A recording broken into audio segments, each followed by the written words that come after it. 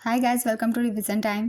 आज मैं आप सभी के लिए ला रही हूँ एसएससी सिलेक्शन पोस्ट फेज 13 के एग्ज़ाम के लिए बहुत ही इंपॉर्टेंट जीके जीएस के क्वेश्चंस की वीडियो। तो जिनके भी एग्ज़ाम 28 जुलाई से 1 अगस्त तक होने वाले हैं वो इस वीडियो को देख सकते हैं। ये सारे क्वेश्चंस आपको आने वाले एग्ज़ाम में बहुत ही ज़्यादा हेल्प करेंगे। तो चलिए वीडियो को स्टार्ट करते हैं। मगर वीडियो को स्टार्ट करने से पहले अगर आप चैनल पर पहली बार आए तो चैनल को ज़रूर सब्सक्राइब कर लीजिए और साथ ही इस वीडियो को लाइक भी ज़रूर कर दीजिएगा। तो चलिए स्टार्ट करते हैं। बहुत ही इंपॉर्टेंट जीके जीएस के सारे क्वेश्चंस जो कि आपको आने वाले हर एग्ज़ाम में हेल्प करेंगे एसएससी के। क्वेश्चन नंबर 1, संतोष ट्रॉफी 2023 का विजेता कौन था? इसका आंसर है कर्नाटक। उपविजेता थी मेघालय। सऊदी अरब की राजधानी रियाद में किंग फहद इंटरनेशनल स्टेडियम में फाइनल में मेघालय पर 3-2 से शानदार जीत दर्ज करने के बाद कर्नाटक ने 54 वर्षों के बाद पहली बार संतोष ट्रॉफी जीती थी। संस्करण था 76वां। तो यहाँ हम रिवीजन कर लेते हैं संतोष ट्रॉफी 2024 और 25 की भी। संतोष ट्रॉफी 2024 की विजेता थी सर्विसेज। इसने अपना 7वां खिताब जीता था। उप विजेता थी गोवा। संस्करण था 77वां। आयोजन स्थल गोल्डन जुबली स्टेडियम यूपिया ईटानगर अरुणाचल प्रदेश में किया गया था। और अब देख लेते हैं 2025 की। संतोष ट्रॉफी 2025 विजेता रही पश्चिम बंगाल। ये इस बार का 33वां खिताब था पश्चिम बंगाल का। उप विजेता रही केरल। संस्करण था 78वां। इस बार का आयोजन जीएमसी बाल योगी स्टेडियम हैदराबाद तेलंगाना में किया गया था। पश्चिम बंगाल 33 खिताब के साथ संतोष ट्रॉफी की सबसे सफल टीम है। संतोष ट्रॉफी भारत में पुरुषों की राष्ट्रीय फुटबॉल चैंपियनशिप है। इसकी शुरुआत 1941 में हुई थी। Next question, train to Pakistan पुस्तक के लेखक कौन है? इसका आंसर है खुशवंत सिंह। काफ़ी सिंपल क्वेश्चन है, इसका आंसर आप सभी को पता होगा। यहाँ हम रिवीजन कर लेंगे खुशवंत सिंह की कुछ अन्य पुस्तकों की भी जिनसे एग्जाम में क्वेश्चन पूछे जाते हैं। The company of women, Delhi, बोलेगी ना बुलबुल अब, औरतें, सनसेट क्लब, सिखों का इतिहास, the end of India, truth, love and little malice. ये खुशवंत सिंह की आत्मकथा का नाम है, इसलिए इसे भी याद रखिएगा। टाइगर टाइगर और इंदिरा गांधी रिटर्न्स, ये सारी पुस्तकें खुशवंत सिंह के द्वारा लिखी गई है। बहुत ही इंपॉर्टेंट है, इनकी भी एक बार रिविज़न कर लेंगे। अगला क्वेश्चन है, भारतीय संविधान का कौन सा अनुच्छेद समानता का अधिकार सुनिश्चित करता है? इसका आंसर है अनुच्छेद 14 से 18। अनुच्छेद 14 से 18 समानता के अधिकार का वर्णन करता है। नेक्स्ट क्वेश्चन, मथुरा कला का उद्धार किस शासक के शासनकाल में हुआ था? इसका आंसर है कनिष्क। मथुरा कला का उत्थान कुषाण शासक कनिष्क के समय हुआ था। कनिष्क के शासनकाल में विशेष रूप से पहली शताब्दी ईस्वी में मथुरा कला अपने चरमोत्कर्ष पर पहुंची। गुप्त काल में मथुरा कला में और अधिक परिष्कार आया। Next question, R K. नारायण की कौन सी प्रसिद्ध पुस्तक में मालगुडी के काल्पनिक शहर की कहानियां हैं? इसका आंसर है मालगुडी डेज। मथुरा कला की मूर्तियां किससे बनाई जाती थी? इसका आंसर है लाल बलुआ पत्थर से। मथुरा कला में बुद्ध, बोधिसत्व, जैन तीर्थंकर और हिंदू देवी देवताओं जैसे शिव, विष्णु, सूर्य, कुबेर, कार्तिकेय की मूर्तियाँ बनाई जाती थी। मथुरा कला में लाल बलुआ पत्थर का उपयोग किया जाता था। नेक्स्ट क्वेश्चन, लोकसभा और राज्यसभा की संयुक्त बैठक की अध्यक्षता कौन करता है? इसका आंसर है लोकसभा के अध्यक्ष। लोकसभा और राज्यसभा की संयुक्त बैठक की अध्यक्षता लोकसभा के अध्यक्ष करते हैं। यदि अध्यक्ष अनुपस्थित है तो लोकसभा के उपाध्यक्ष करते हैं और यदि वे भी अनुपस्थित है तो राज्यसभा के उपसभापति अध्यक्षता करते हैं। नेक्स्ट क्वेश्चन, चाबहार बंदरगाह से व्यापार में किस राज्य को लाभ होता है? इसका आंसर है गुजरात। चाबहार बंदरगाह से व्यापार में मुख्य रूप से गुजरात और अन्य पश्चिमी भारतीय राज्यों को लाभ होता है। यह बंदरगाह भारत के लिए एक महत्वपूर्ण व्यापार मार्ग है जो अफगानिस्तान और मध्य एशिया तक पहुंच प्रदान करता है और पाकिस्तान पर निर्भरता को कम करता है। नेक्स्ट क्वेश्चन, 2011 की जनगणना के अनुसार सर्वाधिक जनसंख्या घनत्व वाला राज्य कौन सा है? इसका आंसर है बिहार। यहाँ की जनसंख्या घनत्व है 1106 व्यक्ति प्रति वर्ग किलोमीटर। दूसरे स्थान पर है पश्चिम बंगाल। यहाँ की जनसंख्या घनत्व है 1028 व्यक्ति प्रति वर्ग किलोमीटर।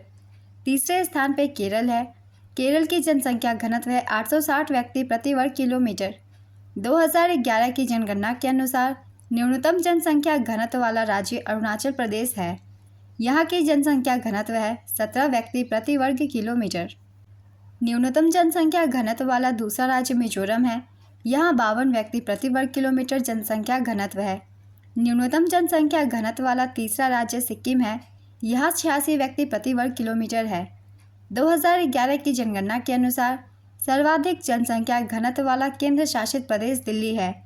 यहाँ की जनसंख्या घनत्व है 11,320 व्यक्ति प्रति वर्ग किलोमीटर। दिल्ली के बाद चंडीगढ़ और पुदुचेरी का स्थान है। यहाँ की जनसंख्या घनत्व है 9,258 व्यक्ति प्रति वर्ग किलोमीटर और 2,547 व्यक्ति प्रति वर्ग किलोमीटर। 2011 की जनगणना के अनुसार न्यूनतम जनसंख्या घनत्व वाला केंद्र शासित प्रदेश अंडमान और निकोबार द्वीप समूह है। यहाँ 46 व्यक्ति प्रति वर्ग किलोमीटर है। जनसंख्या घनत्व से जितने भी डाटा थे मैंने सभी को लिख दिया है। आप सभी इन सबको याद कर लीजिएगा क्योंकि ये सभी पॉइंट्स बहुत ही इंपॉर्टेंट है। किसी भी पॉइंट से एग्जाम में क्वेश्चन बन सकते हैं। अगला क्वेश्चन है, कोशिका में प्रतिलेखन का मतलब क्या होता है? इसका आंसर है जिन अभिव्यक्ति के उद्देश्य से डीएनए के एक खंड को आरएनए में कॉपी करने की प्रक्रिया को प्रतिलेखन कहते हैं। नेक्स्ट क्वेश्चन, 2023 में भारत का एकमात्र तैरता ऊर्जा संयंत्र किस राज्य में स्थित है? इसका आंसर है तेलंगाना में। 2023 में भारत का एकमात्र तैरता हुआ ऊर्जा संयंत्र तेलंगाना राज्य के रामागुंडम में स्थित है। यह 100 मेगावाट का संयंत्र है जो एनटीपीसी द्वारा स्थापित किया गया है। यह संयंत्र 500 एकड़ में फैला हुआ है और जलाशय के ऊपर तैरता है। नेक्स्ट क्वेश्चन, स्वच्छ भारत मिशन का मुख्य उद्देश्य क्या था? इसका आंसर है भारत में खुले में शौच की समस्या को समाप्त करना इसका उद्देश्य था। इसका शुभारंभ 2 अक्टूबर 2014 को महात्मा गांधी की 150वीं जयंती पर प्रधानमंत्री नरेंद्र मोदी के द्वारा की गई थी। इस अभियान का नारा था एक कदम स्वच्छता की ओर। नेक्स्ट क्वेश्चन, 2011 की जनगणना के अनुसार सबसे अधिक जनसंख्या वाला शहर कौन सा है? इसका आंसर है मुंबई। क्योंकि यहाँ शहर पूछा गया है तो इसका आंसर मुंबई होगा। अगर राज्य पूछा जाता तब इसका आंसर होगा उत्तर प्रदेश। 1,24,42,373 की जनसंख्या के साथ मुंबई 2011 की जनगणना के अनुसार भारत का सबसे अधिक जनसंख्या वाला शहर है। नेक्स्ट क्वेश्चन, आयुष्मान भारत प्रधानमंत्री जन आरोग्य योजना की शुरुआत कब हुई थी? इसका आंसर है 23 सितंबर 2018 को। 23 सितंबर 2018 को रांची, झारखंड में प्रधानमंत्री श्री नरेंद्र मोदी द्वारा आयुष्मान भारत प्रधानमंत्री जन आरोग्य योजना की शुरुआत की गई थी। प्रधानमंत्री जन आरोग्य योजना के तहत 10.74 करोड़ से अधिक गरीब और कमज़ोर परिवारों को 5 लाख रुपए की मुफ्त स्वास्थ्य देखभाल कवरेज प्रदान की जाती है। यह योजना स्वास्थ्य और परिवार कल्याण मंत्रालय के अंतर्गत आता है। नेक्स्ट क्वेश्चन, निम्नलिखित में से कौन मानव विकास सूचकांक का मापदंड नहीं है? इसका आंसर है इंटरनेट स्पीड। HDI के मुख्य 3 मापदंड है। ये है जीवन प्रत्याशा, शिक्षा स्तर और प्रति व्यक्ति आय। मुख्य रूप से यही 3 मापदंड है। इनके अलावा जो ऑप्शन में है वही होगा करेक्ट आंसर, क्योंकि यहाँ पूछा गया है कौन सा मापदंड नहीं है। अगला क्वेश्चन है, ब्रिक्स का फुल फॉर्म बताइए। इसका आंसर है ब्राज़ील, रूस, इंडिया, चीन, south Africa. Next question, Olympic में प्रथम स्थान प्राप्त करने वाले खिलाड़ी को कौन से रंग का मेडल मिलता है? इसका आंसर है गोल्डन। ओलंपिक में प्रथम स्थान वाले को गोल्ड मेडल यानी कि सोने के रंग का गोल्डन मेडल दिया जाता है। द्वितीय स्थान वाले को सिल्वर मेडल जो कि चांदी के रंग यानी कि सिल्वर के रंग का होता है मिलता है। और तृतीय स्थान वाले को ब्रोंज मेडल यानी कि कांस्य के रंग का ब्राउनिश मेडल मिलता है। नेक्स्ट क्वेश्चन, किस ग्रह को लाल ग्रह कहा जाता है? इसका आंसर है मंगल ग्रह को। भारतीय संविधान का अनुच्छेद 17 किससे संबंधित है? इसका आंसर है अस्पृश्यता के उन्मूलन से। अस्पृश्यता कानून को और मजबूत बनाने के लिए संसद ने 1955 में एक अस्पृश्यता अपराध अधिनियम पारित किया था। इस अधिनियम में और संशोधन किया गया और वर्ष 1976 में इसका नाम बदलकर नागरिक अधिकार अधिनियम 1955 का संरक्षण कर दिया गया। अनुच्छेद 18 का संबंध है उपाधि के उन्मूलन से। अनुच्छेद 19 का भाषण और अभिव्यक्ति की स्वतंत्रता से। अनुच्छेद 20 अपराधों के लिए सजा के संबंध में संरक्षण से। अनुच्छेद 14 से 18 तक समानता के अधिकार का प्रावधान करता है, इसे भी याद रखिएगा। अगला क्वेश्चन है, भारत के नए मुख्य चुनाव आयुक्त कौन नियुक्त किए गए हैं? इसका आंसर है ज्ञानेश कुमार। ये 26वें मुख्य चुनाव आयुक्त नियुक्त किए गए हैं। इनका कार्यकाल 19 फरवरी 2025 से 26 जनवरी 2029 तक का होगा। 25वें मुख्य चुनाव आयुक्त थे राजीव कुमार। राष्ट्रपति द्रौपदी मुर्मू ने डॉक्टर विवेक जोशी को चुनाव आयुक्त नियुक्त किया है। एक अन्य चुनाव आयुक्त है डॉक्टर सुखबीर सिंह संधू। तो इन सभी के नाम भी याद रखिएगा। अगला क्वेश्चन है, कबड्डी में खिलाड़ियों की संख्या कितनी होती है? इसका आंसर है 7। अर्जुन अवार्ड किस क्षेत्र में दिया जाता है? इसका आंसर है खेल के क्षेत्र में। रसीदी टिकट किसकी रचना है? इसका आंसर है अमृता प्रीतम की। पोंगल किस राज्य का त्यौहार है? इसका आंसर है तमिलनाडु। ब्रिक्स का गठन क्यों किया गया था? इसका आंसर है आर्थिक सहयोग और व्यापार को बढ़ाने के लिए। ब्रिक्स की स्थापना औपचारिक रूप से साल 2006 में हुई थी। हालांकि इसका संक्षिप्त नाम ब्रिक्स साल 2010 में बना था। साल 2001 में गोल्डमैन सैक्स के अर्थशास्त्री जिम ओ'नील ने ब्रिक्स शब्द गढ़ा था। इसका मतलब था ब्राज़ील, रूस, भारत और चीन। साल 2010 में न्यूयॉर्क में ब्रिक विदेश मंत्रियों की बैठक में दक्षिण अफ्रीका को पूर्ण सदस्य बनाया गया। इसके बाद संगठन का नाम बदलकर ब्रिक्स कर दिया गया। 1 जनवरी 2024 को मिस्र, इथोपिया, ईरान और संयुक्त अरब अमीरात औपचारिक रूप से ब्रिक्स में शामिल हो गए। जनवरी 2025 में इंडोनेशिया आधिकारिक तौर पर ब्रिक्स का पूर्ण सदस्य बन गया है। ब्रिक्स का मुख्यालय शंघाई, चीन में स्थित है। 17वां ब्रिक्स शिखर सम्मेलन 2025 का आयोजन रियो डी जेनेरियो, ब्राज़ील में 6 और 7 जुलाई 2025 को आयोजित किया गया था। इस वर्ष की थीम थी strengthening global south cooperation for more inclusive and sustainable governance. वर्तमान में ब्रिक्स में 10 सदस्य देश और 10 साझेदार देश हैं। 10वां सदस्य देश है इंडोनेशिया और 10वां साझेदार देश है वियतनाम। ब्रिक्स से ये सारे इंपॉर्टेंट पॉइंट्स हैं, इन्हें भी याद रखिएगा क्योंकि इस साल के एग्ज़ाम में ब्रिक्स से काफ़ी क्वेश्चन पूछे जा रहे हैं। अगला क्वेश्चन है, गांधार कला किस धर्म से संबंधित है? इसका आंसर है बौद्ध धर्म। गांधार कला बौद्ध धर्म के महायान संप्रदाय से संबंधित है। नेक्स्ट क्वेश्चन, किस क्षेत्र में जनसंख्या निवास अधिक है? इसका आंसर है गंगा के मैदानी क्षेत्र में। मिडनाइट्स चिल्ड्रन उपन्यास किसके द्वारा लिखा गया है? इसका आंसर है सलमान रुश्दी के द्वारा। अनुच्छेद 14 किससे संबंधित है? इसका आंसर है विधि के समक्ष समानता से।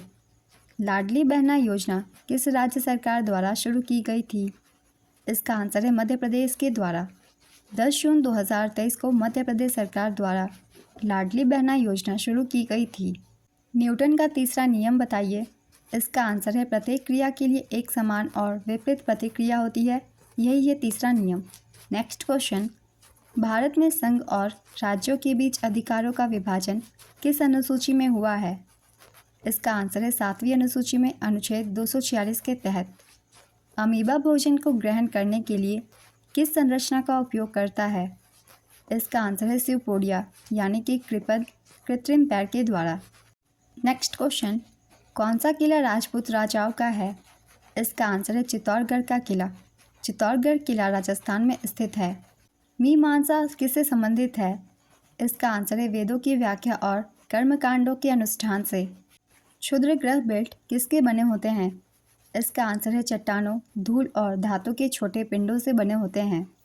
2025 में किस खिलाड़ी को पद्म भूषण पुरस्कार से सम्मानित किया गया है?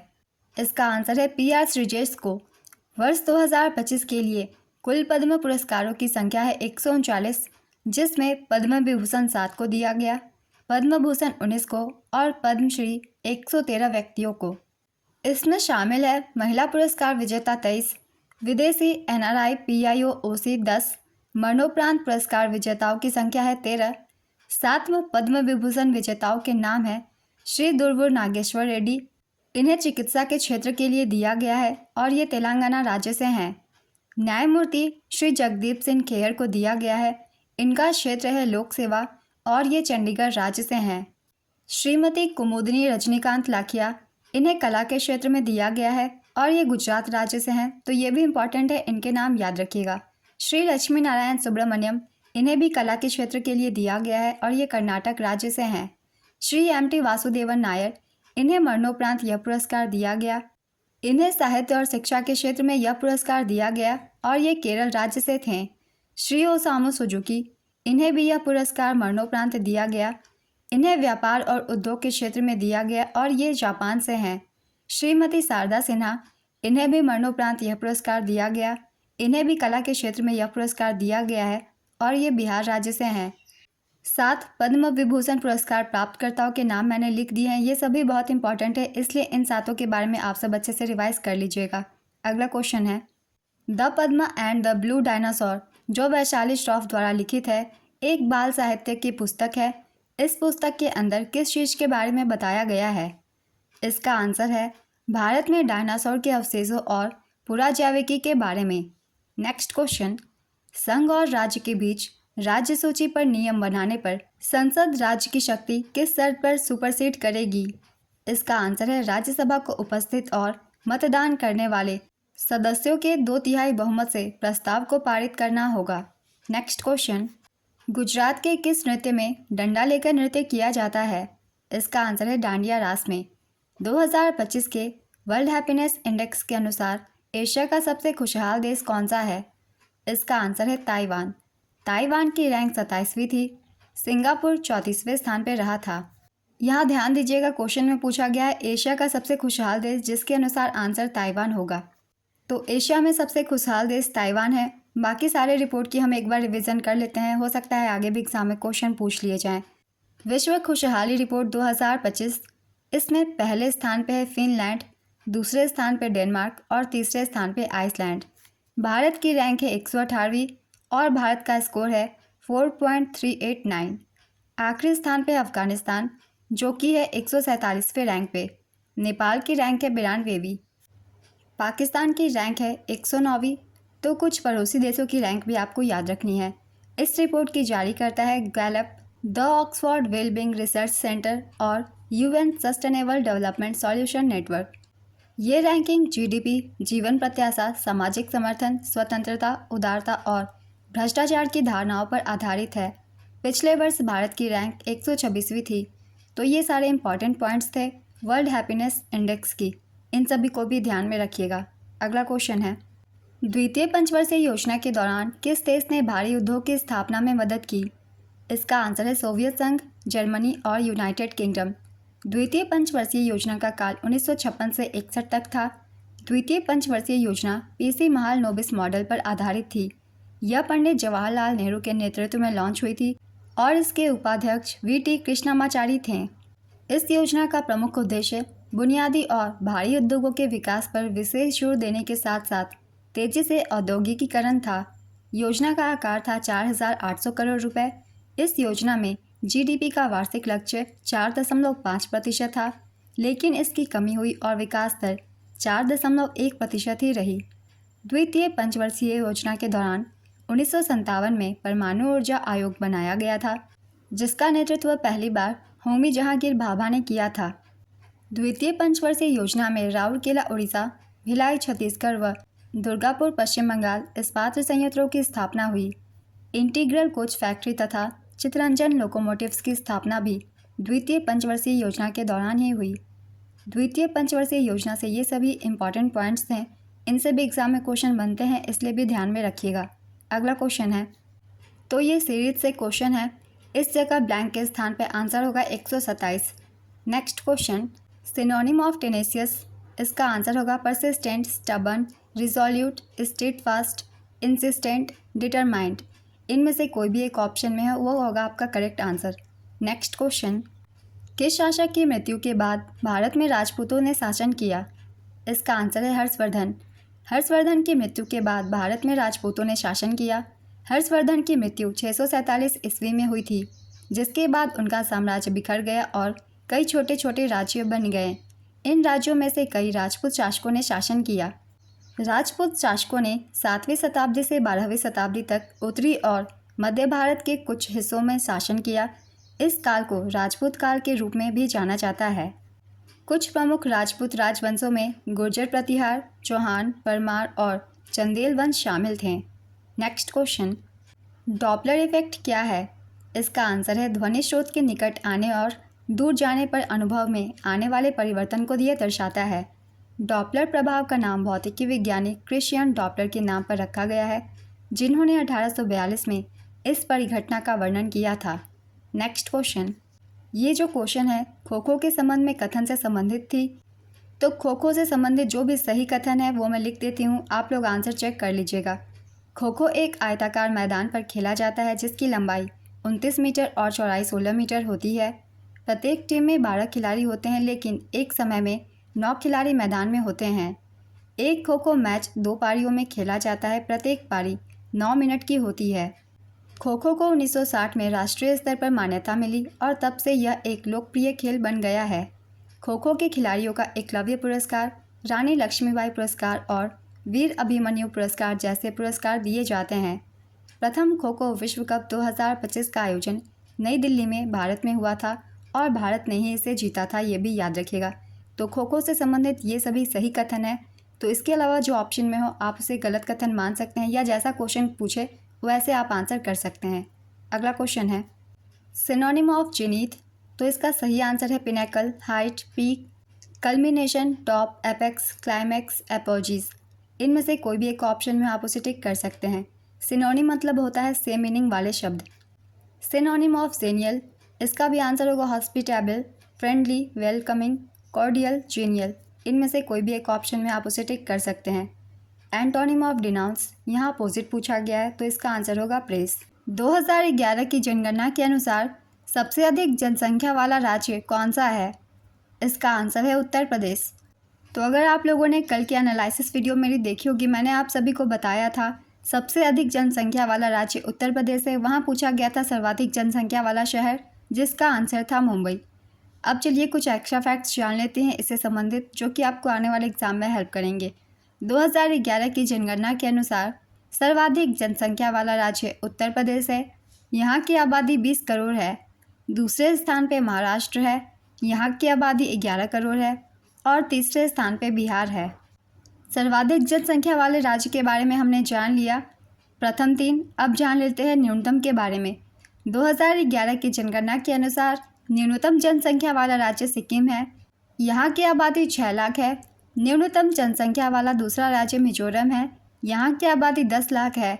न्यूनतम जनसंख्या वाला तीसरा राज्य अरुणाचल प्रदेश है। 2011 की जनगणना के अनुसार सर्वाधिक जनसंख्या वाला केंद्र शासित प्रदेश दिल्ली है। दूसरे स्थान पे पुदुचेरी है। तीसरे स्थान पे चंडीगढ़ है। 2011 की जनगणना के अनुसार न्यूनतम जनसंख्या वाला केंद्र शासित प्रदेश लक्षद्वीप है। न्यूनतम जनसंख्या वाला दूसरा केंद्र शासित प्रदेश दमन और दीव है। तीसरे स्थान पे दादरा और नगर हवेली है। ये कुछ इंपॉर्टेंट पॉइंट्स थे सर्वाधिक और न्यूनतम जनसंख्या वाले राज्यों के, तो इन सभी को ध्यान में रखिएगा, इनसे भी एग्जाम में क्वेश्चन बनते हैं। अगला क्वेश्चन है 5वें खेलो इंडिया यूथ गेम्स 2022 का आयोजन कहाँ किया गया था? इसका आंसर है मध्य प्रदेश में किया गया था। 5वें खेलो इंडिया यूथ गेम्स का आयोजन 30 जनवरी से 11 फरवरी 2023 तक मध्य प्रदेश के 8 शहरों में किया गया था। इसमें महाराष्ट्र 56 स्वर्ण सहित 161 पदकों के साथ पदक तालिका में शीर्ष पे रहा था। छठे खेलो इंडिया गेम्स 2024 का आयोजन 19 से 13 जनवरी 2024 तक तमिलनाडु के 4 शहरों चेन्नई, त्रिची, मदुरई और कोयम्बटूर में किया गया था। शुभंकर का नाम था वीरामंगाई वेलु नाचियार। संस्करण था 6वां। छठे खेलो इंडिया यूथ गेम्स 2024 में चौथी बार पदक तालिका में महाराष्ट्र कुल 158 पदकों के साथ पदक तालिका में पहले स्थान पे था। महाराष्ट्र ने 57 गोल्ड, 48 सिल्वर और 53 ब्रोंज जीते थे। दूसरे स्थान पे तमिलनाडु रहा था 97 पदकों के साथ, जिसमें 38 गोल्ड, 20 सिल्वर और 39 ब्रोंज थी। तीसरे स्थान पे हरियाणा 103 पदकों के साथ 35 गोल्ड, 22 सिल्वर और 46 ब्रोंज। पहली बार स्क्वैश को इन खेलों में शामिल किया गया था। तो ये सभी इम्पॉर्टेंट पॉइंट्स थे खेलो इंडिया यूथ गेम्स 2024 के, जो कि छठा संस्करण था। हम यहाँ जानेंगे 7वें संस्करण की, जो कि 2025 में कुछ दिनों पहले ही संपन्न हुई है। तो ये भी इम्पॉर्टेंट है आपके आगे आने वाले एग्जाम के लिए। तो चलिए इसकी भी एक बार रिविज़न कर लेते हैं। बिहार में प्रधानमंत्री नरेंद्र मोदी ने वीडियो संदेश के माध्यम से खेलो इंडिया यूथ गेम्स 2025 के 7वें संस्करण का उद्घाटन किया था। इसका आयोजन 4 से 15 मई 2025 तक किया गया। इसका आयोजन बिहार में किया गया था। बिहार के पटना, राजगीर, गया, भागलपुर और बेगूसराय जिले में इसका आयोजन किया गया था? संस्करण था 7वां। शुभंकर का नाम गजसिम्हा था, जो कि हाथी और सिंह का मिश्रण है। और अब देख लेते हैं पदक तालिका। फिर से पदक तालिका में पहले स्थान पर महाराष्ट्र रहा 158 पदकों के साथ, जिसमें 58 गोल्ड, 47 सिल्वर और 53 ब्रोंज थे। दूसरे स्थान पर हरियाणा रहा 117 पदकों के साथ, 39 गोल्ड, 27 सिल्वर और 51 ब्रोंज इसने जीते। तीसरे स्थान पर राजस्थान 60 पदकों के साथ 24 गोल्ड, 12 सिल्वर और 24 ब्रोंज इसने जीते। ये कुछ इंपॉर्टेंट पॉइंट्स थे खेलो इंडिया यूथ गेम्स 2024 के और 25 के भी, तो इन्हें भी ध्यान में रखिएगा, इनसे भी एग्जाम में क्वेश्चन बन सकते हैं। अगला क्वेश्चन है, डिस्कवरी ऑफ इंडिया पुस्तक किसने लिखी है? इसका आंसर है जवाहरलाल नेहरू ने। यह पुस्तक उन्होंने 1944 में अप्रैल से सितंबर के बीच अहमदनगर की जेल में लिखी थी। इस पुस्तक को नेहरू जी ने अंग्रेजी में लिखा था और बाद में इसे हिंदी और अन्य बहुत सारी भाषाओं में अनुवाद किया गया है। नेक्स्ट क्वेश्चन, अनुच्छेद 29 किससे संबंधित है? इसका आंसर है अल्पसंख्यकों के हितों के संरक्षण से। यह अनुच्छेद भाषाई और धार्मिक अल्पसंख्यकों को उनकी संस्कृति, भाषा और लिपि को संरक्षित करने का अधिकार देता है। नेक्स्ट क्वेश्चन, एशियाई खेलों का आयोजन कितने सालों में होता है? इसका आंसर है 4 सालों में। एशियाई खेलों का आयोजन हर 4 साल में एक बार होता है। इन्हें एशियाड के नाम से भी जाना जाता है। प्रथम एशियाई खेल का आयोजन 1951 में भारत की राजधानी नई दिल्ली में हुआ था। 2022 में एशियाई खेलों का 19वां संस्करण हांगझाओ, चीन में आयोजित किया गया था, जिसमें भारत ने कुल 107 पदक हासिल किए थे। 20वें एशियाई खेल 2027 में जापान में आयोजित किए जाएंगे। नेक्स्ट क्वेश्चन, लोकसभा को कौन भंग कर सकता है? इसका आंसर है राष्ट्रपति। संविधान के अनुच्छेद 85(2)(b) के अनुसार राष्ट्रपति लोकसभा को भंग करने का अधिकार रखते हैं। लोकसभा को भंग करने के 2 मुख्य कारण हैं। पहला, जब प्रधानमंत्री और मंत्रिपरिषद लोकसभा को भंग करने की सलाह देते हैं, और दूसरा, जब लोकसभा में किसी दल की बहुमत नहीं रहती और कोई वैकल्पिक सरकार बनाने की संभावना नहीं होती है तब। नेक्स्ट क्वेश्चन, द गाइड पुस्तक किसने लिखी है? इसका आंसर है R.K. नारायण ने। हिमालय क्षेत्र में किस प्रकार के वन पाए जाते हैं? इसका आंसर है उष्णकटिबंधीय वर्षा वन और पर्णपाती वन। इनमें से अगर कोई एक भी ऑप्शन में हो आप उसे टिक कर सकते हैं। नेक्स्ट क्वेश्चन, मथुरा कला किसके समकालीन थी? इसका आंसर है गांधार कला शैली के। मथुरा कला गांधार कला शैली के समकालीन थी और दोनों ही कुषाण काल में विकसित हुई। मथुरा कला विशेष रूप से कुषाण शासक कनिष्क के शासनकाल में फली फूली थी। नेक्स्ट क्वेश्चन, निम्नलिखित में से कौन मृत पौधों और जानवरों को तोड़ता है? इसका आंसर है अपघटक। नेक्स्ट क्वेश्चन, IMEC में कौन से देश शामिल हैं? इसका आंसर है भारत, संयुक्त अरब अमीरात, सऊदी अरब, फ्रांस, जर्मनी, इटली, यूरोपीय संघ और अमेरिका। IMEC में ये सभी देश शामिल है। अगर इनमें से कोई भी एक ऑप्शन में हो आप उसे टिक कर सकते हैं। IMEC का पूरा नाम है India middle east Europe economic corridor. इसमें मुख्य रूप से भारत, संयुक्त अरब अमीरात, सऊदी अरब, फ्रांस, जर्मनी, इटली, यूरोपीय संघ और अमेरिका शामिल है। इसके अतिरिक्त जॉर्डन और इजराइल भी इस गलियारे का हिस्सा है, जो इससे अधिक व्यापक बनाते हैं। नेक्स्ट क्वेश्चन, किस ग्रह को सुबह का तारा या शाम का तारा कहा जाता है? इसका आंसर है शुक्र ग्रह को। प्रधानमंत्री उज्ज्वला योजना किससे संबंधित है? इसका आंसर है गरीब महिलाओं को निःशुल्क रसोई घर कनेक्शन प्रदान करने से। इस योजना की शुरुआत 1 मई 2016 को बलिया, यूपी से हुई थी। नेक्स्ट क्वेश्चन, प्रधानमंत्री किसान सम्मान योजना में किसानों को सालाना कितने रुपए का लाभ होता है? इसका आंसर है 6000 रुपये का। बर्फ़ के पिघलने में कौन स्थिर रहता है? इसका आंसर है तापमान। किस वाद्य यंत्र को शास्त्रीय नृत्य में प्रयोग किया जाता है? इसका आंसर है तबला, मृदंग, सितार, बांसुरी, हारमोनियम और पखावज। शास्त्रीय नृत्य में इन सभी वाद्य यंत्र का प्रयोग होता है। इनमें से कोई भी एक ऑप्शन में आप उसे टिक कर सकते हैं। नेक्स्ट क्वेश्चन, फिस्कल पॉलिसी से क्या समझते हैं? इसका आंसर है राजकोषीय घाटा सरकार द्वारा अर्थव्यवस्था को प्रभावित करने के लिए सरकारी खर्च और कराधान का उपयोग है। इसका उद्देश्य आर्थिक विकास को बढ़ावा देना, रोजगार बढ़ाना, मुद्रास्फीति को नियंत्रित करना और सामाजिक कल्याण सुनिश्चित करना है। Next question, stand up India योजना का उद्देश्य क्या है? इसका आंसर है अनुसूचित जाति, अनुसूचित जनजाति और महिला उद्यमियों को प्रोत्साहन करना ताकि वे अपना खुद का कारोबार या उद्योग शुरू कर सके और आर्थिक रूप से आत्मनिर्भर बन सके। नेक्स्ट क्वेश्चन, आयुष्मान भारत योजना किसके लिए लाभदायक है? इसका आंसर है गरीब और वंचित परिवारों के लिए लाभदायक है। यह योजना विशेष रूप से गरीबी रेखा के नीचे जीवन यापन करने वाले तथा सामाजिक आर्थिक रूप से कमज़ोर वर्गों के लिए बनाई गई है। कौन सा बंदरगाह भारत का सबसे बड़ा कंटेनर बंदरगाह है? इसका आंसर है Jawaharlal Nehru port trust. Jawaharlal Nehru port trust Bharat का सबसे बड़ा कंटेनर बंदरगाह है जो नवी मुंबई में स्थित है। यह बंदरगाह देश के कंटेनर यातायात का लगभग 55% संभालता है। जवाहरलाल नेहरू पोर्ट ट्रस्ट अरब सागर के किनारे स्थित है। जवाहरलाल नेहरू पोर्ट ट्रस्ट को हावा शेवा बंदरगाह के नाम से भी जाना जाता है। इसे भी याद रखिएगा क्योंकि इस नाम से भी कभी कभी क्वेश्चन बन जाते हैं और बच्चे कंफ्यूज हो जाते हैं और आंसर गलत टिक कर देते हैं। नेक्स्ट क्वेश्चन, निम्नलिखित में से कौन सार्क का सदस्य नहीं है? इसका आंसर है चीन। सार्क में अफगानिस्तान, बांग्लादेश, भूटान, भारत, मालदीव, नेपाल, पाकिस्तान और श्रीलंका सदस्य देश हैं। सार्क दक्षिण एशियाई क्षेत्रीय सहयोग संगठन है जिसका उद्देश्य दक्षिण एशिया के देशों के बीच सहयोग और विकास को बढ़ावा देना है। तो सार्क के जितने भी कंट्रीज़ मेंबर हैं उनके नाम मैंने लिख दिए हैं। इनके अलावा जो भी ऑप्शन में हो आप उसे टिक कीजिएगा, वही होगा करेक्ट आंसर। नेक्स्ट क्वेश्चन, राष्ट्रपति द्वारा राज्यसभा में कितने सदस्य मनोनीत किए जाते हैं? इसका आंसर है 12। अनुच्छेद 80 के अनुसार राष्ट्रपति साहित्य, विज्ञान, कला और सामाजिक सेवा के क्षेत्र में विशेष उपलब्धि वाले 12 व्यक्तियों को राज्यसभा में नामित करते हैं।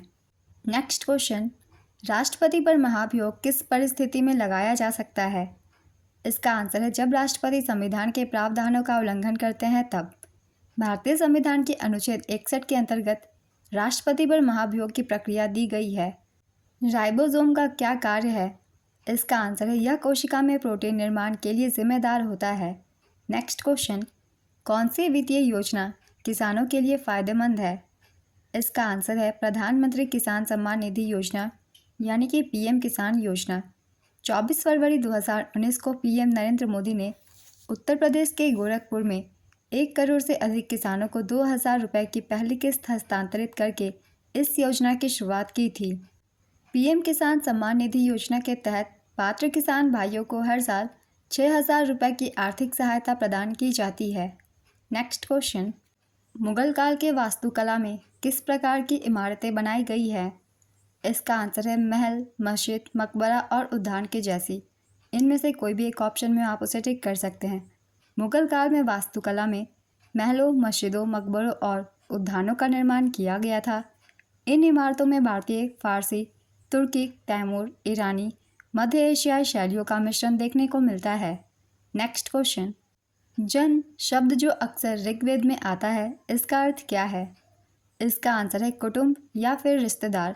कोई भी एक हो, दोनों में से ऑप्शन आप उसे टिक कर सकते हैं। ऋग्वेद का कौन सा मंडल पूर्णतः सोम देवता को समर्पित है? इसका आंसर है 9वां मंडल। ऋग्वेद का 9वां मंडल सोम देवता को समर्पित है। इसे सोम मंडल भी कहा जाता है। इस मंडल में 114 सूक्त हैं जो सभी देवता और सोम रस को समर्पित है। यहाँ सोम पौधे से बना एक पवित्र पेय पदार्थ है। ऋग्वेद के अन्य मंडलों में भी सोम देवता का उल्लेख है लेकिन 9वां मंडल पूर्णतः सोम देवता को समर्पित है। नेक्स्ट क्वेश्चन, कौन सी पुस्तक दक्षिण भारत के इतिहास को विस्तार से प्रस्तुत करती है और 2023 में Tata literature live book of the year पुरस्कार दिया गया है? इसका आंसर है लॉर्ड ऑफ द डेक्कन। यह पुस्तक अनिरुद्ध कनिसेट्टी द्वारा लिखी गई है। यह पुरस्कार टाटा लिटरेचर लाइव फेस्टिवल के तहत दिया गया था। नेक्स्ट क्वेश्चन, बिम्स्टेक की स्थापना कब हुई थी? इसका आंसर है 6 जून 1997 को। बिम्स्टेक का पूरा नाम है bay of Bengal initiative for multi sectoral technical and economic cooperation. BIMSTEC के सदस्य देश हैं बांग्लादेश, भूटान, भारत, म्यांमार, नेपाल, श्रीलंका और थाईलैंड। बिम्स्टेक का मुख्यालय ढाका, बांग्लादेश में स्थित है। इन्हें भी याद रखिएगा।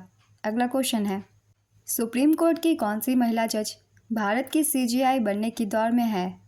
इसका आंसर है न्यायमूर्ति BV नागरत्न। न्यायमूर्ति BV नागरत्न भारत की पहली महिला मुख्य न्यायाधीश बनने की दौड़ में है। उनके 2027 में चीफ जस्टिस ऑफ इंडिया बनने की संभावना है। 2025 में अनिल कुमार बोरो को किस क्षेत्र में पद्मश्री अवार्ड से सम्मानित किया गया? इसका आंसर है साहित्य एवं शिक्षा के क्षेत्र में। नेक्स्ट क्वेश्चन, कौन सी योजना शहरी गरीबों को सस्ते आवास प्रदान करने का लक्ष्य रखती है? इसका आंसर है प्रधानमंत्री आवास योजना शहरी। प्रधानमंत्री आवास योजना या PMAY शहरी योजना को 25 जून 2015 में सभी के लिए आवास पहल के तहत शुरू किया गया था। यह योजना शहरी विकास मंत्रालय के अधीन है। इसका उद्देश्य गरीबी रेखा से नीचे जीवन यापन करने वाले हर परिवार को अपना खुद का घर होना चाहिए ताकि उन्हें किराया का घर नहीं लेना पड़े है। नेक्स्ट क्वेश्चन, सही मिलान कीजिए। सही मिलान कर ही मैं आपको आंसर बता रही हूँ, तो आप सब इसे अच्छे से याद कर लीजिएगा। अनुच्छेद 50, इसका संबंध है न्यायपालिका को कार्यपालिका से अलग करने का प्रावधान। अनुच्छेद 131, इसका संबंध सर्वोच्च न्यायालय के आरंभिक क्षेत्राधिकार से संबंधित है। अनुच्छेद 253, संसद को अंतर्राष्ट्रीय समझौतों को प्रभावी बनाने के लिए कानून बनाने की शक्ति प्रदान करता है। अनुच्छेद 236, जिला न्यायाधीश और न्यायिक सेवा की परिभाषा से ये संबंधित है। नेक्स्ट क्वेश्चन, राष्ट्रीय ग्रामीण रोजगार कार्यक्रम किस पंचवर्षीय योजना के दौरान शुरू किया गया था? इसका आंसर है छठी पंचवर्षीय योजना के दौरान। NREP का मुख्य उद्देश्य ग्रामीण क्षेत्रों में बेरोजगार और अल्प रोजगार वाले लोगों को रोजगार के अवसर प्रदान करना था। 1989 में NREP को जवाहर रोजगार योजना में मिला दिया गया था। 7वीं पंचवर्षीय योजना के दौरान 1989 में राजीव गांधी सरकार द्वारा जवाहर रोजगार योजना शुरू की गई थी। 7वीं पंचवर्षीय योजना का काल था 1985 से 90। जवाहर रोजगार योजना राष्ट्रीय ग्रामीण रोजगार कार्यक्रम और ग्रामीण भूमिहीन रोजगार गारंटी कार्यक्रम का विलय कर लागू की गई थी। छठी पंचवर्षीय योजना 1 अप्रैल 1980 से 31 मार्च 1985 तक थी। इस योजना का मुख्य लक्ष्य गरीबी निवारण, आर्थिक विकास, आधुनिकीकरण, आत्मनिर्भरता और सामाजिक न्याय था। छठी पंचवर्षीय योजना भारतीय अर्थव्यवस्था के लिए एक बड़ी सफलता थी। लक्ष्य वृद्धि दर 5.2% थी और वास्तविक विकास दर 5.7% थी। छठी पंचवर्षीय योजना के दौरान B सेवरावन समिति की सिफारिश पर 12 जुलाई 1982 को नाबार्ड की स्थापना की गई थी। छठी पंचवर्षीय योजना के दौरान रोजगार मापने के लिए मानव व्यक्ति वर्ष को अपनाया गया। ग्रामीण बेरोजगारी उन्मूलन से संबंधित कार्यक्रम थी IRDP, NREP, ट्राइसेम, DWACRA, RLEGP छठी पंचवर्षीय योजना में लागू किए गए। छठी पंचवर्षीय योजना के दौरान गरीबी रेखा को ग्रामीण क्षेत्र में प्रति व्यक्ति 2400 कैलोरी और शहरी क्षेत्रों में 2100 कैलोरी के रूप में परिभाषित किया गया था। तो ये बहुत ही इम्पॉर्टेंट छठी और 7वीं पंचवर्षीय योजना से पॉइंट्स थे। एग्ज़ाम में क्वेश्चन बन रहे हैं, इसलिए मैंने कुछ एक्स्ट्रा फैक्ट्स दे दिए हैं ताकि आपको आने वाले एग्ज़ाम में हेल्प करे, क्योंकि इसी तरीके के क्वेश्चन एग्जाम्स में पूछे जा रहे हैं। तो चलिए अगला क्वेश्चन देखते हैं। इस प्रश्न में 4 शासकों के नाम और उनके शासनकाल दिए गए हैं। इनमें से कौन सा मिलान सही दिया गया है? अलाउद्दीन खिलजी 10 वर्ष, रजिया सुल्तान 4 वर्ष, मोहम्मद बिन तुगलक 15 वर्ष, बलबन 35 वर्ष। इसका सही आंसर है रजिया सुल्तान 4 वर्ष। रजिया सुल्तान ने मात्र 4 वर्ष ही शासन किया था। रजिया सुल्तान का शासनकाल 1236 से 1240 ईस्वी तक था। रजिया सुल्तान दिल्ली सल्तनत की पहली और अंतिम महिला शासिका थी। रजिया सुल्तान दिल्ली सल्तनत के शासक शमसुद्दीन इल्तुतमिश की बेटी थी। नेक्स्ट क्वेश्चन, वह व्यक्ति जो मानता है कि ज्ञान का मुख्य स्रोत अनुभव और इंद्रिय बोध होता है, न कि केवल तर्क या सिद्धांत से, क्या कहलाता है? इसका आंसर है अनुभववादी। कौन सा केरल राज्य का लोक नृत्य है? इसका आंसर है थेयम। वैसे तो बहुत सारे नृत्य हैं, मगर ऑप्शन बेस्ड क्वेश्चन थी तो उस अनुसार आंसर थेयम होगा। थेयम केरल राज्य का एक लोकप्रिय नृत्य है। यह उत्तरी केरल मलप्पुरम क्षेत्र में विशेष रूप से लोकप्रिय है। यह एक अनुष्ठानिक नृत्य है जो प्राचीन जनजातीय संस्कृति की मान्यताओं और नायकों और पूर्वजों की आत्माओं की पूजा पर आधारित है। थेयम को कलियाट्टम के नाम से भी जाना जाता है। Next question, how many meaningful letters can be made from ASLET using all letters. इसका आंसर है 3 से ज़्यादा। Next question, meaning of idiom to steal a march. इसका मीनिंग है to gain an advantage over someone by acting before them, often secretly और unexpectedly. Next question, गलत series पहचानिए। Option series से क्वेश्चन है, इसका सही आंसर होगा 60 इनमें से। आगरा शहर की स्थापना किसने की थी? इसका आंसर है सिकंदर लोदी ने। आगरा शहर की स्थापना 1504 ईस्वी में दिल्ली सल्तनत के शासक सुल्तान सिकंदर लोदी द्वारा की गई थी। उन्होंने आगरा को अपनी राजधानी बनाया था। नेक्स्ट क्वेश्चन, सबसे अधिक साक्षरता दर किस राज्य की है? इसका आंसर है केरल की। देख लेते हैं साक्षरता दर से रिलेटेड सारे इंपॉर्टेंट पॉइंट्स। 2011 की जनगणना के अनुसार सर्वाधिक साक्षरता वाला राज्य केरल है। यहाँ की साक्षरता दर है 94%। सर्वाधिक साक्षरता वाला दूसरा राज्य मिजोरम है। यहाँ की साक्षरता दर है 91.3%। तीसरा राज्य गोवा है। यहाँ की साक्षरता दर है 88.7%। तो ये प्रथम 3 राज्य हैं जो कि साक्षरता दर में पहले 3 स्थानों पे हैं, तो इन तीनों को याद रखिएगा। और कुछ इंपॉर्टेंट पॉइंट्स देख लेते हैं।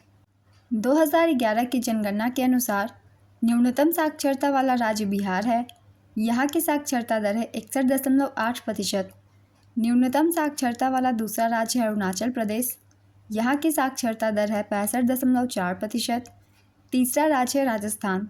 यहाँ की साक्षरता दर है 66.1%। 2011 की जनगणना के अनुसार सर्वाधिक साक्षरता वाला केंद्र शासित प्रदेश लक्षद्वीप है। यहाँ की साक्षरता दर 91.8% है। दूसरे स्थान पे दमन और दीव है। यहाँ की साक्षरता दर 87.1% है। 2011 की जनगणना के अनुसार न्यूनतम साक्षरता वाला केंद्र शासित प्रदेश दादरा और नगर हवेली है। यहाँ की साक्षरता दर है 76.2%। साक्षरता दर से ये सभी इंपॉर्टेंट पॉइंट्स थे, इन्हें भी थोड़ा ध्यान में रखिएगा। अगला क्वेश्चन है, बेटी बचाओ बेटी पढ़ाओ योजना का उद्देश्य क्या था? इसका आंसर है लैंगिक असमानता को कम करना। बेटी बचाओ बेटी पढ़ाओ योजना की शुरुआत प्रधानमंत्री मोदी ने 22 जनवरी 2015 को हरियाणा के सोनीपत में की थी। जनवरी 2025 में इस योजना के 10 वर्ष पूरे हो गए थे और उस वक्त मैंने कहा भी था ये काफ़ी इंपॉर्टेंट है आपके आने वाले एग्ज़ाम में इस साल के लिए। और देखिए इस एग्ज़ाम में क्वेश्चन पूछ लिए गए हैं।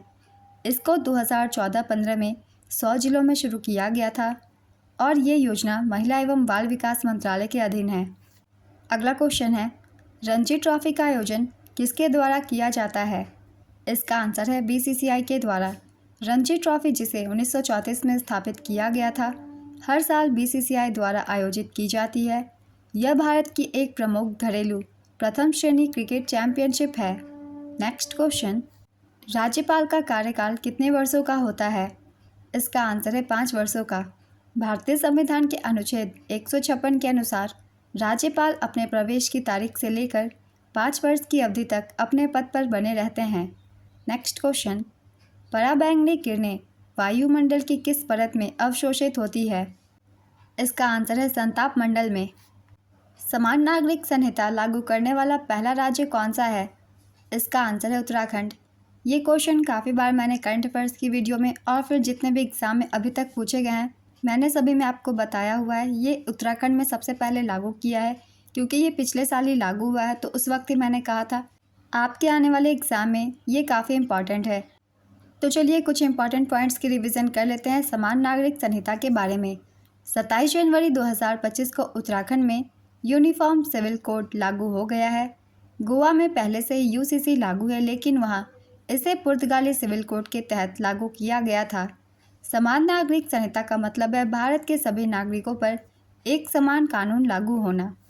समान नागरिक संहिता से अनुच्छेद भी पूछे जाते हैं, तो इसका प्रावधान अनुच्छेद 44 में किया गया है। इसे भी याद रखिएगा क्योंकि अनुच्छेद से भी क्वेश्चन बनते हैं। अगला क्वेश्चन है, जब मांग आपूर्ति से अधिक हो तो क्या होता है?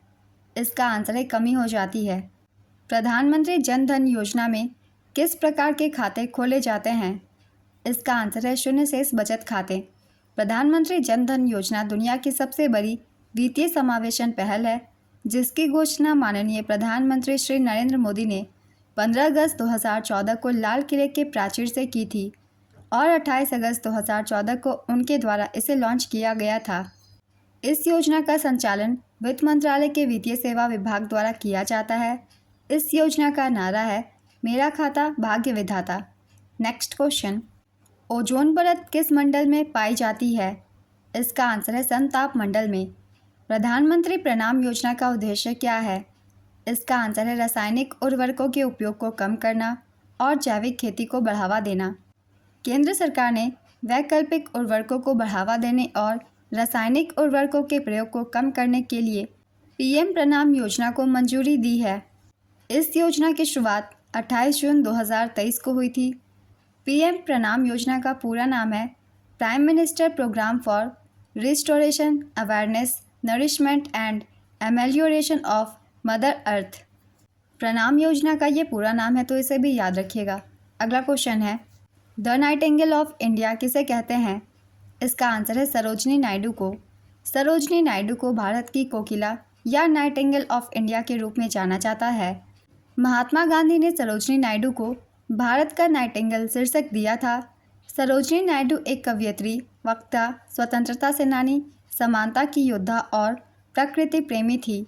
उनकी कविताओं में the golden threshold, the bird of time और उनकी एकत्रित कविताएं शामिल थी, जिन्हें द स्क्रिप्टेड फ्लूट और the feather of the dawn, जो कि 1961 में प्रकाशित हुई थी, के रूप में प्रकाशित किया गया था। वह भारतीय राष्ट्रीय कांग्रेस की अध्यक्ष बनने वाली पहली भारतीय महिला थी। उन्होंने 1947 से 1949 तक आगरा और अवध के संयुक्त राज्यों के पहले गवर्नर के रूप में सेवा की। वे भारतीय राज्य की राज्यपाल बनने वाली पहली महिला थी, तो इसे भी याद रखिएगा। अगला क्वेश्चन है, बिहू किस राज्य में मनाया जाने वाला त्यौहार है? इसका आंसर है असम में। असम में साल में 3 बिहू मनाए जाते हैं। पहला है बोहाग या रोंगाली बिहू, जो कि अप्रैल के महीने में मनाया जाता है। कटी बिहू या कोंगाली बिहू, जो अक्टूबर के दौरान मनाया जाता है। और तीसरा है माघ बिहू या भोगाली बिहू, जो कि जनवरी के दौरान मनाया जाता है। इन तीनों बिहू को आपको नाम के साथ कब मनाया जाता है ये याद रखना है, क्योंकि एग्ज़ाम में कभी कभी डायरेक्टली क्वेश्चन पूछ लिए जाते हैं, बोहाग बिहू कब मनाया जाता है या फिर माघ बिहू किस महीने में मनाया जाता है, इस तरीके से। तो सभी को आपको अच्छे से याद रखने हैं। अगला क्वेश्चन है, यहाँ कुछ क्वेश्चंस इंग्लिश के हैं, जहाँ पूछा गया है एंटोनिम ऑफ फैलेसी, जिसका उल्टा होगा ट्रुथ, वेरिटी, ऑनेस्टी। यहाँ एंटोनिम का मतलब उल्टा शब्द होता है, तो हमें अपोजिट वर्ड बताने हैं। Next question, give one word for account of a person's life written by himself. इसका आंसर होगा autobiography. Next question, meaning of the idioms lion's share. इसका आंसर होगा the greatest and most desirable portion of something, यानी कि किसी भी चीज़ का एक बड़ा हिस्सा। Next question, select the correctly spelled words. यहाँ क्वेश्चन में पूछा गया है सही स्पेलिंग बताना है जो भी वर्ड्स दिए गए हैं उनके। तो करेक्ट आंसर है हरास, जिसका सही स्पेलिंग है HARASS। नेक्स्ट क्वेश्चन, मुल्कराज आनंद मुख्य रूप से किस विषय पर पुस्तक लिखते हैं? तो इसका सही आंसर है भारत में गरीबी, जाति व्यवस्था और सामाजिक अन्याय जैसे विषय पर ये लिखते हैं। और इनकी कुछ प्रमुख रचनाएं हैं untouchable, coolie, two leaves and a bird. Next question, Bharat ने ब्लैक होल के अध्ययन के लिए कौन सा मिशन लॉन्च किया है? इसका आंसर है एक्सपोसैट। इसरो ने 1 अगस्त 2024 को एक्सपोसैट, जिसका पूरा नाम है एक्स-रे पोलरीमीटर सैटेलाइट, लॉन्च किया, जो ब्लैक होल और न्यूट्रॉन तारों जैसे खगोलीय पिंडों के अध्ययन के लिए भारत का पहला समर्पित मिशन है। मौलिक अधिकार संविधान के किस भाग में है? इसका आंसर है भाग 3 में। भारतीय संविधान का भाग 3 भारतीय नागरिकों और कुछ मामलों में सभी व्यक्तियों को मौलिक अधिकारों की गारंटी देता है। इसे भारत का मैग्ना कार्टा कहा जाता है। संविधान के भाग 3 में अनुच्छेद 12 से 35 तक मौलिक अधिकारों का उल्लेख है। संविधान के भाग 3 में मौलिक अधिकारों को 6 श्रेणियों में बांटा गया है। इन अधिकारों का उल्लंघन होने पर उपचार का प्रावधान भी है। संविधान के भाग 3 में मौलिक अधिकारों की सूची संयुक्त राज्य अमेरिका समेत दुनिया के किसी भी देश के संविधान से ज़्यादा विस्तृत है। ये कुछ इंपॉर्टेंट पॉइंट्स थे मौलिक अधिकार से संबंधित, तो इन्हें भी याद रखिएगा। अगला क्वेश्चन है, विंग्स ऑफ फायर किसकी आत्मकथा है? इसका आंसर है APJ अब्दुल कलाम की। APJ अब्दुल कलाम की अन्य पुस्तकें हैं India 2020, a vision for the new millennium, ignited minds, unleashing the power within India, the luminous sparks, a biography in words and colours, indomitable spirit, forge your future, candid, forthright, inspiring, beyond 2020, a vision for tomorrow's India, failure is the best teacher, learning how to fly, governance for growth in India, the life tree, inspiring thoughts quotation series. ये सभी पुस्तकें APJ Abdul Kalam के द्वारा लिखी गई है, इन्हें भी याद रखिएगा। अगला क्वेश्चन है, दिशा योजना किस मंत्रालय के अंतर्गत आता है? इसका आंसर है ग्रामीण विकास मंत्रालय के अंतर्गत। भगवान कृष्ण का जन्म दिवस किस नाम से प्रसिद्ध है? इसका आंसर है जन्माष्टमी। ब्रिक्स का एक उद्देश्य क्या था? इसका आंसर है निवेश करना। ब्रिक्स की स्थापना औपचारिक रूप से साल 2006 में हुई थी, हालांकि इसका संक्षिप्त नाम ब्रिक्स साल 2010 में बना था। साल 2001 में गोल्डमैन सैक्स के अर्थशास्त्री जिम ओ'नील ने ब्रिक्स शब्द गढ़ा था, जिसका मतलब था ब्राज़ील, रूस, भारत और चीन। साल 2010 में न्यूयॉर्क में ब्रिक विदेश मंत्रियों की बैठक में दक्षिण अफ्रीका को पूर्ण सदस्य बनाया गया। इसके बाद संगठन का नाम बदलकर ब्रिक्स कर दिया गया। 1 जनवरी 2024 से मिस्र, इथोपिया, ईरान, संयुक्त अरब अमीरात औपचारिक रूप से ब्रिक्स में शामिल हो गए हैं। जनवरी 2025 में इंडोनेशिया आधिकारिक तौर पर ब्रिक्स का पूर्ण सदस्य बन गया है। ब्रिक्स का मुख्यालय शंघाई, चीन में स्थित है। 17वां ब्रिक्स शिखर सम्मेलन 2025 का आयोजन रियो डी जेनेरियो, ब्राज़ील में 6 और 7 जुलाई 2025 को किया गया था। इस वर्ष की थीम थी strengthening global south cooperation for more inclusive and sustainable governance. वर्तमान में ब्रिक्स में 10 सदस्य देश और 10 साझेदार देश हैं। इसमें 10वां सदस्य इंडोनेशिया और 10वां साझेदार देश वियतनाम बना है।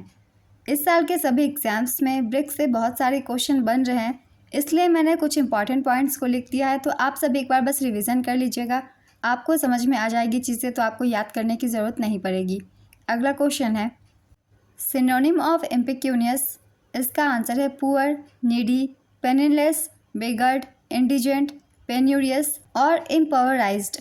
ये सभी इम्पिक्यूनियस के सिनोनिम्स है। इनमें से कोई भी एक ऑप्शन में आप उसे टिक कर सकते हैं। नेक्स्ट क्वेश्चन, मध्य प्रदेश में सांची स्तूप में पाई जाने वाली सजावट की शैली को डैश कहा जाता है? इसका आंसर है भरहुत। सांची स्तूप में सजावट की शैली को भरहुत शैली कहा जाता है। भरहुत शैली शुंग काल में विकसित हुई थी, जो मौर्य काल के बाद भारत में एक महत्वपूर्ण राजवंश था। इस काल में बौद्ध कला और वास्तुकला में काफ़ी विकास हुआ। सांची स्तूप का निर्माण मौर्य सम्राट अशोक ने 3री शताब्दी ईसा पूर्व में करवाया था। यह मध्य प्रदेश के रायसेन जिले में स्थित है। नेक्स्ट क्वेश्चन, 1526 में बाबर ने इब्राहिम लोदी को कहाँ हराया था? इसका आंसर है पानीपत में। पानीपत का प्रथम युद्ध 20 अप्रैल 1526 को बाबर और इब्राहिम लोदी के बीच हुई थी, जिसमें बाबर की जीत हुई थी। नेक्स्ट क्वेश्चन, बिम्स्टेक का उद्देश्य क्या है? इसका आंसर है बंगाल की खाड़ी क्षेत्र के देशों के बीच आर्थिक और तकनीकी सहयोग को बढ़ावा देना। बिम्स्टेक की स्थापना 6 जून 1997 को हुई थी। बिम्स्टेक का पूरा नाम है bay of Bengal initiative for multi sectoral technical and economic cooperation.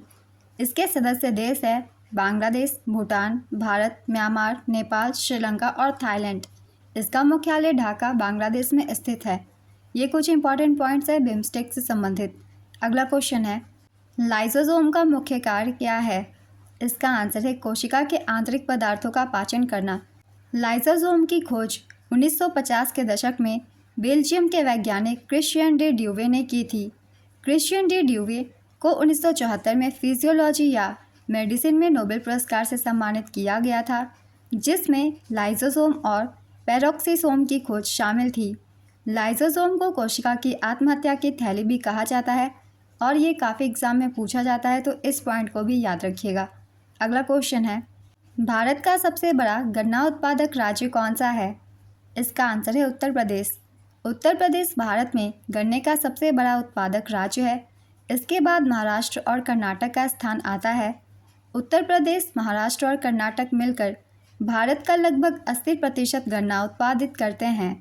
Next question, Bharat ने पहली बार ओलंपिक खेलों में कब भाग लिया था?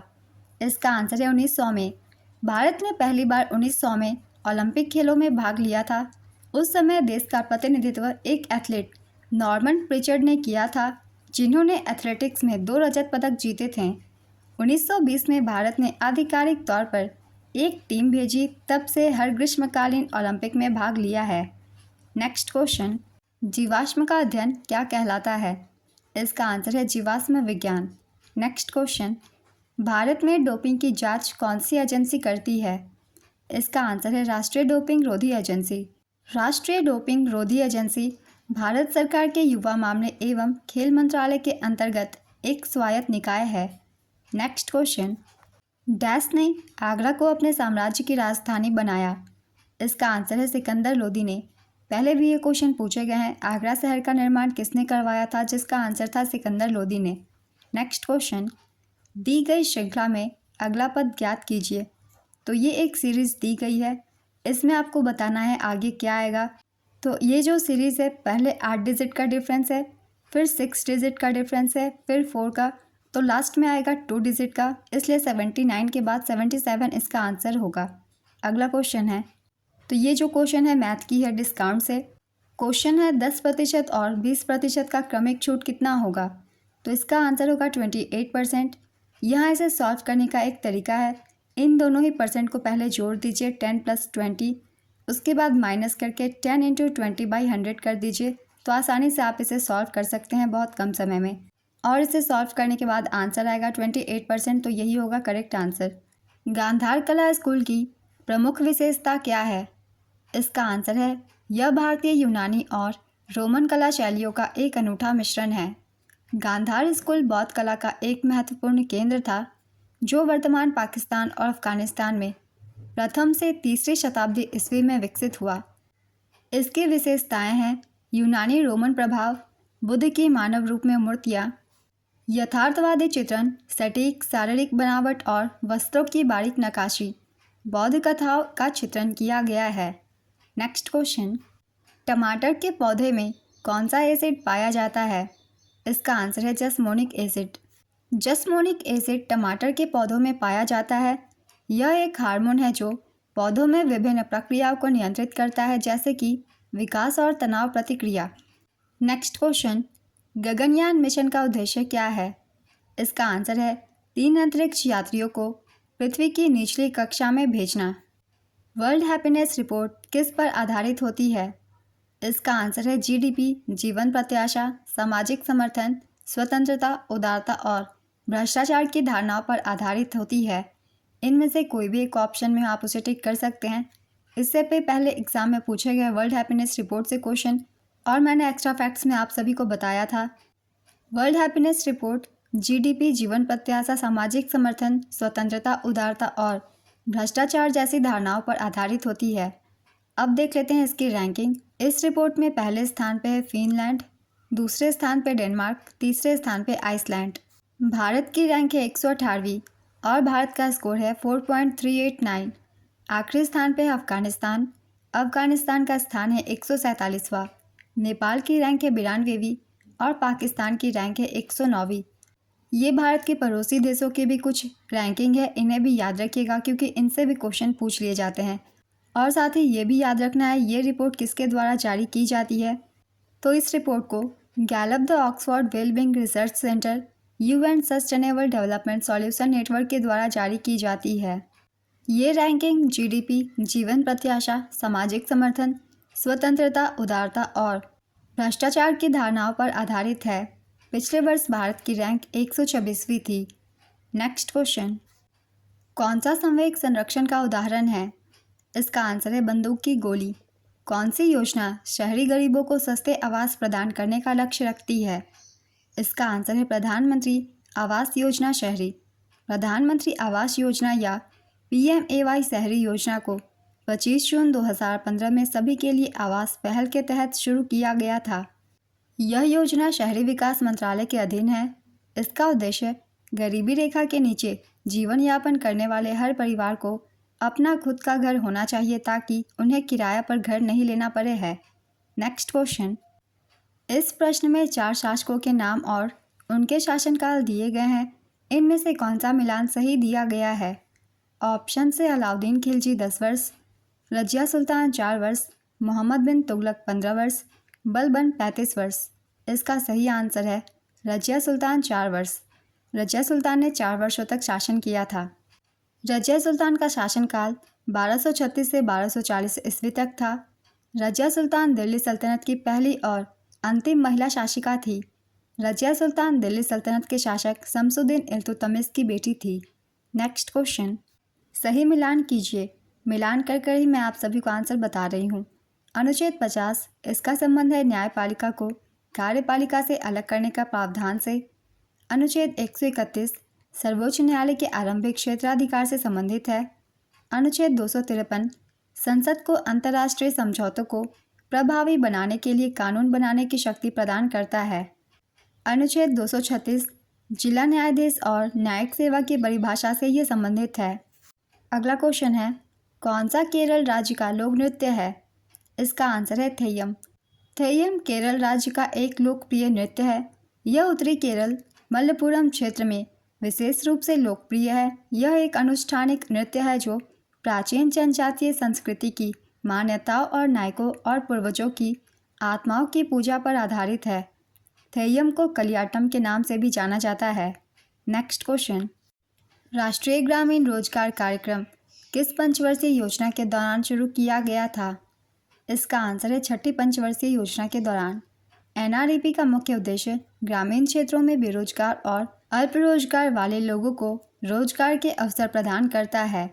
1989 में एनआरईपी को जवाहर रोजगार योजना में मिला दिया गया था। 7वीं पंचवर्षीय योजना के दौरान 1989 में राजीव गांधी सरकार द्वारा जवाहर रोजगार योजना शुरू की गई थी। जवाहर रोजगार योजना राष्ट्रीय ग्रामीण रोजगार कार्यक्रम और ग्रामीण भूमिहीन रोजगार गारंटी कार्यक्रम का विलय कर लागू किया गया था। 6ठी पंचवर्षीय योजना 1 अप्रैल 1980 से 31 मार्च 1985 तक चली थी। नेक्स्ट क्वेश्चन, वर्ष 2025 में अनिल कुमार बोरो को किस क्षेत्र में पद्मश्री पुरस्कार मिला? इसका आंसर है साहित्य और शिक्षा के क्षेत्र में। अनिल कुमार बोरो को साहित्य और शिक्षा के क्षेत्र में 2025 में पद्मश्री पुरस्कार मिला। कौन सा एक राष्ट्र कर है? इसका आंसर है जीएसटी। 101वें संवैधानिक अधिनियम 2016 ने 1 जुलाई 2017 को भारत में एक राष्ट्रीय वस्तु एवं सेवा कर पेश किया। वस्तु एवं सेवा कर भारत में 1 जुलाई 2017 को तत्कालीन वित्त मंत्री अरुण जेटली द्वारा लागू किया गया था। नेक्स्ट क्वेश्चन, ग्रामीण से शहरी स्थानांतरण के कारण से संबंधित कथन है। इसका आंसर है ग्रामीण से शहरी स्थानांतरण के प्रमुख ये सभी कारण हैं। इनमें से कोई भी एक ऑप्शन में आप उसे टिक कर सकते हैं। बेहतर रोजगार और शिक्षा के अवसर, स्वास्थ्य और बुनियादी ढांचे की सुविधाएं, ग्रामीण क्षेत्रों में कृषि पर निर्भरता और कम आय, शहरीकरण और औद्योगिकीकरण का आकर्षण। नेक्स्ट क्वेश्चन, विधायक को लाभ के पद के लिए अयोग्य घोषित करने का अधिकार किसके पास है? इसका आंसर है राज्यपाल के पास। यह निर्णय संविधान के अनुच्छेद 191 के तहत लिया जाता है। नेक्स्ट क्वेश्चन, मांग का नियम क्या है? इसका आंसर है किसी वस्तु की कीमत बढ़ने पर उसकी मांग कम होती है और कीमत कम होने पर मांग बढ़ जाती है। यही है मांग का नियम। नेक्स्ट क्वेश्चन, कौन बीजाणु निर्माण के माध्यम से प्रजनन नहीं करता?